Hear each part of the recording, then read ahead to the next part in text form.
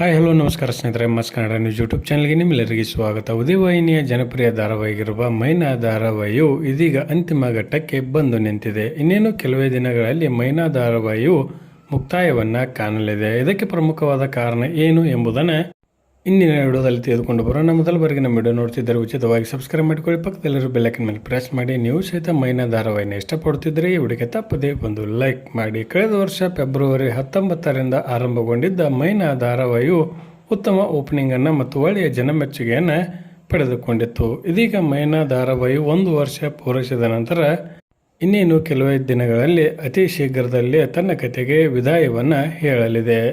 ಉದಯವಾಹಿನಿಯಲ್ಲಿ ಸಿಂಧು ಭೈರವಿ ಎಂಬ ಹೊಸ ಧಾರಾವಾಹಿಯು ಬರುತ್ತಿರುವ ಕಾರಣಕ್ಕಾಗಿ ಮೈನಾ ಧಾರಾವಾಹಿಯು ಅಂತ್ಯವನ್ನು ಕಾಣಲಿದೆ. ಇನ್ನು ನಾಯಕಿಯಾಗಿರುವ ವಿಜಯಲಕ್ಷ್ಮಿ ಅವರು ಸಹಿತ ಜಿ ವಾಹಿನಿಯಲ್ಲಿ ಪ್ರಸಾರವಾಗುತ್ತಿರುವ ಭರ್ಜರಿ ಬ್ಯಾಚುಲರ್ಸ್ ರಿಯಾಲಿಟಿ ಶೋನಲ್ಲಿ ಸ್ಪರ್ಧೆಯಾಗಿ ಕಾಣಿಸಿಕೊಂಡಿದ್ದಾರೆ.